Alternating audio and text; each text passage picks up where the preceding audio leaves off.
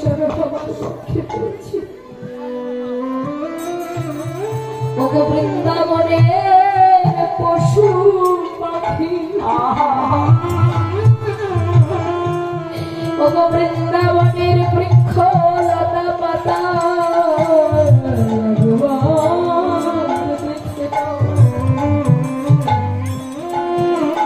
যারা আমায় ভালোবাসে আমি তাদের কত ভালোবাসি। ওগো বৃন্দাবনের প্রকৃতি দেখে নাও, দেখে নাও।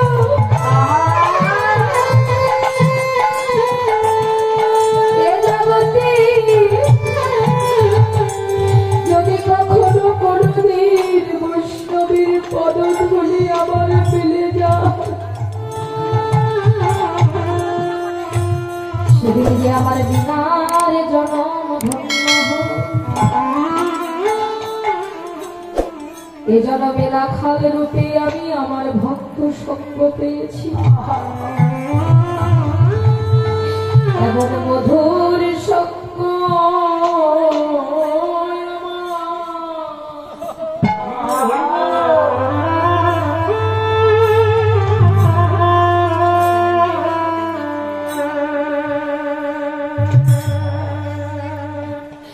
আর কোনদিন হবে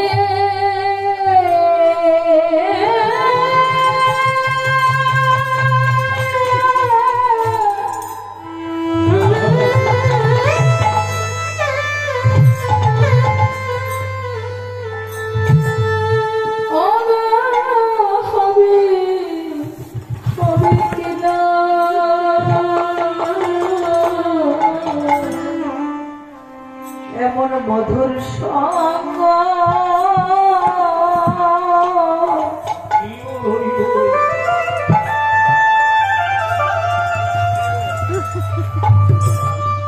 এমন মধুর সঙ্গ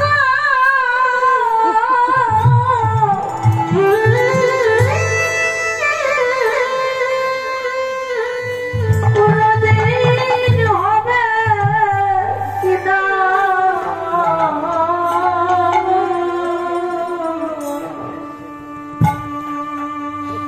বলিও রে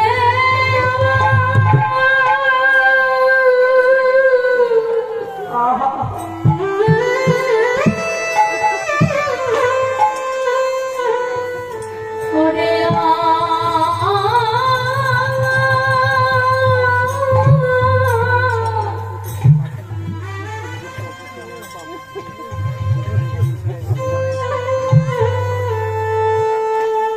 আমার প্রাণের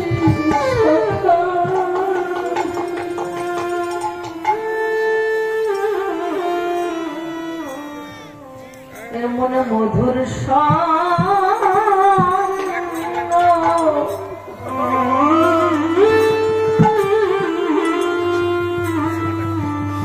কোনদিন হবে কিনা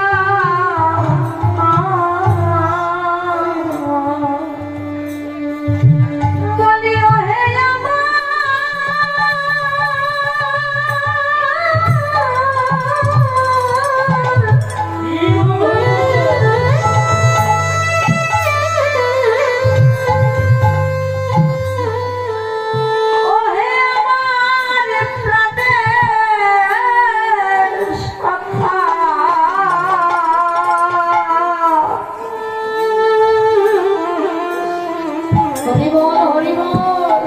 মধুর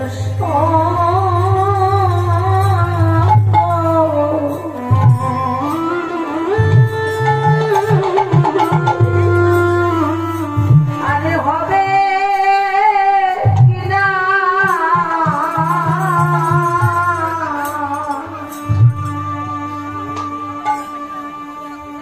বলিও হে আমার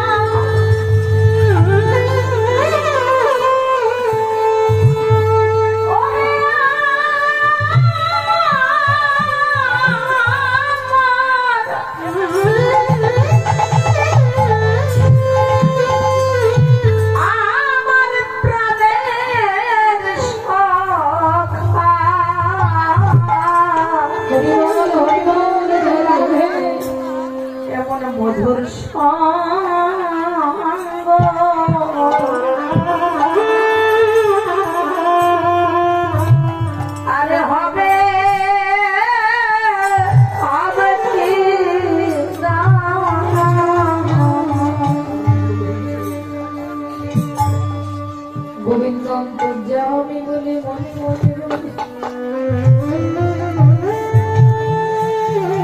যেদিন আমি আমার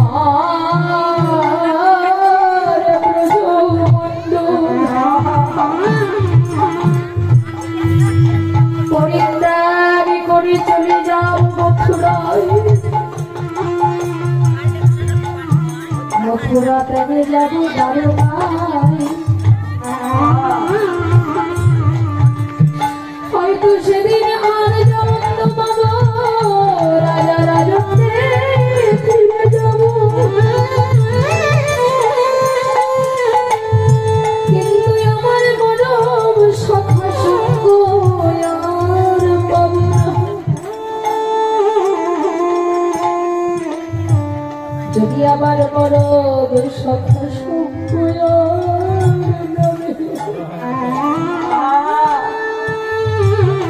আমি তো এমন মধুমাখা চরণের ধুলা পাবো না।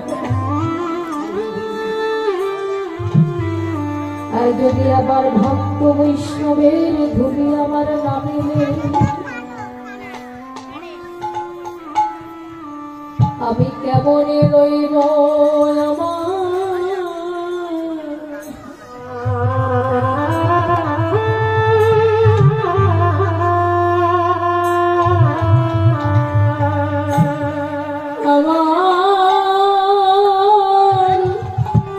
ভক্ত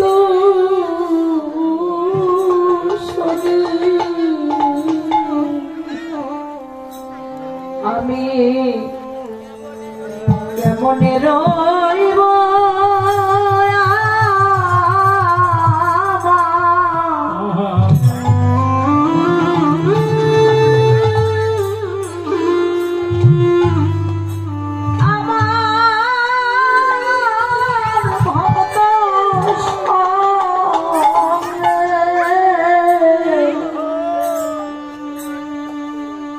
আমি কেমনে রইব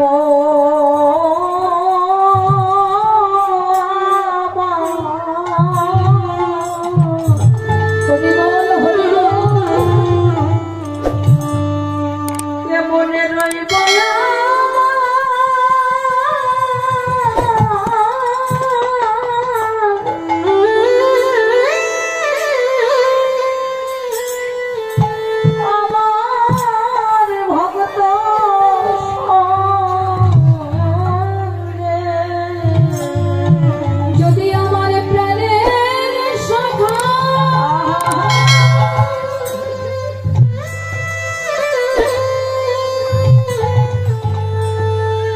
যদি আমার প্রাণের সখা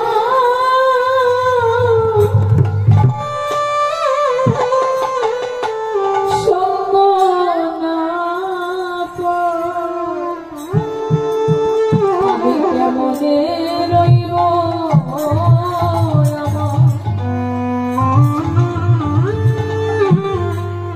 আমার ভগত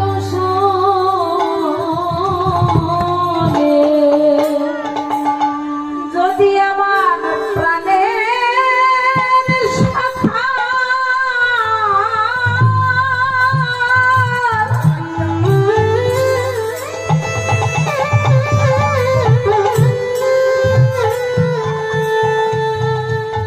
প্রাণের সখা হরি বল হরি বল জয় জয় রাধে শ্যাম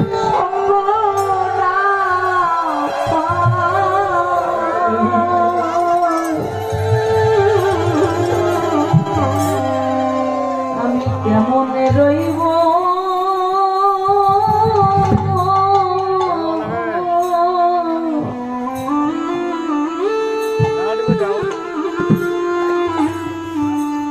কেমনে রইব আমার ভক্ত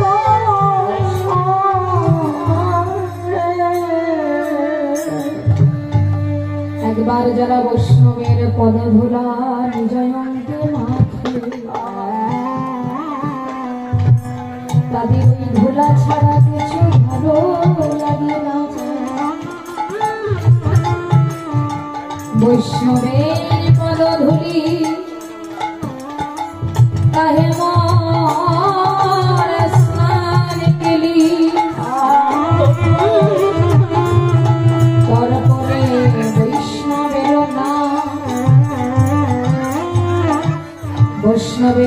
কৃষ্ণ তাহে মোর মননিষ্ঠ মধ্যস্থ শ্রী ভাগবত পুরাণ। বৈষ্ণবের পদধূলি আমার গোবিন্দ এতটাই ভালোবাসে দিয়েছে। আবার কৃষ্ণ খেতে খেতে রাখালদেরকে দিয়েছে। কৃষ্ণ রাখাল বন্ধুদের কাঁধে করেছে, ওরা কৃষ্ণকে কাঁধে করেছে। তার মানে ভক্ত আর ভগবানের মাঝে আমার ভগবান কোনো বিভেদ রাখেন। যেখানে আমার ভক্ত সেখানে আমি, আর আমি যেখানে আমার ভক্ত সেখানে। কেন ভক্তের উপরে ভগবান আর কোনো কিছু চাই না বা দেন না বা বলেন না। কেন এই জগতের ভক্তই তার সর্বেশ্বর। এটা তো আমরা সবাই জানি না। ভক্ত আমার মাতা পিতা, ভক্ত আমার গুরু, ভক্ত আমার নাম লিখেছে বাঞ্ছা কল্পতরু। আবার কৃষ্ণচন্দ্র ভগবান বাঞ্ছা কল্পতরু কেন জানেন? একটা অধম ব্যক্তি কোনোদিন গোবিন্দকে ডাকেনি, সেও যদি একদিন গোবিন্দকে ডেকে কৃষ্ণ বলে কেঁদে অশ্রু ঝরায়, আবার গোবিন্দ তাকেও কৃপা দান করে। এ জগতে আর্যাবর্তকে পরিত্যাগ করে কলিযুগে এসেছে কাঙাল হয়ে দাসত্ব পালন করে ভক্তের দ্বারে দ্বারে হরিনাম জুড়ে বলে। এরপরেও যদি কলিযুগের জ্ঞান না হয়, ভক্তির মধ্যে কলিযুগ ডুবে না যায়, তাহলে কলিযুগের জীবনটাই ব্যর্থ। এই জীবনে জন্ম নিয়ে তাদের কোনো লাভ নেই।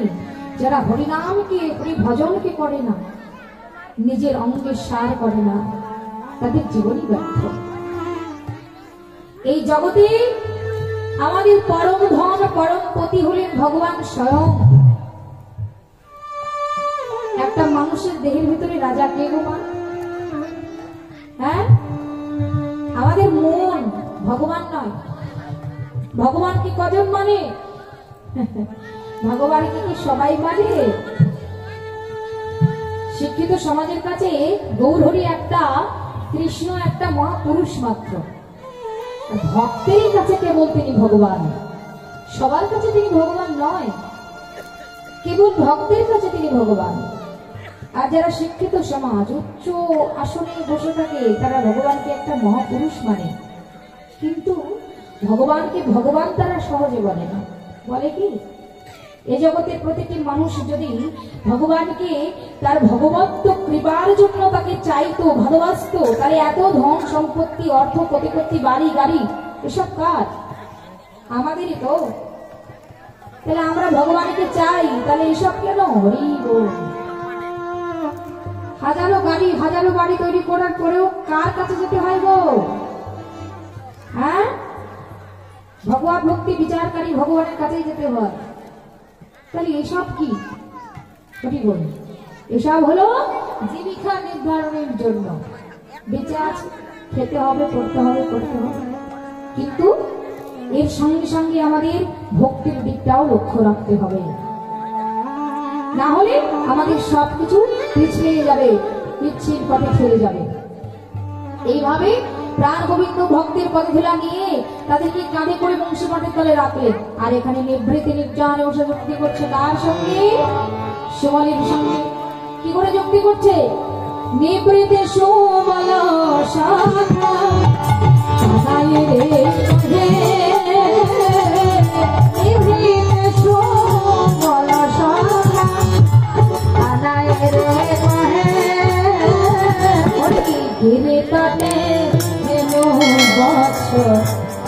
কভু ভালো নহে,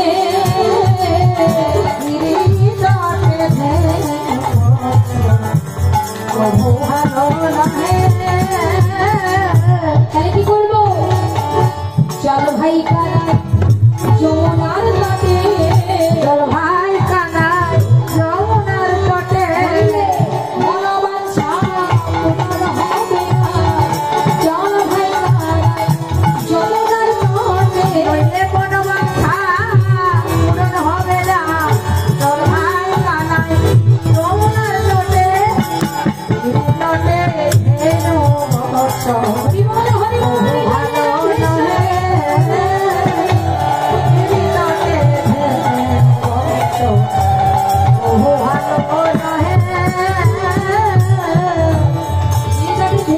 ভালো নয়, যমুনার কুলে যাব, কিন্তু সেখানে গেলে কি পাবো?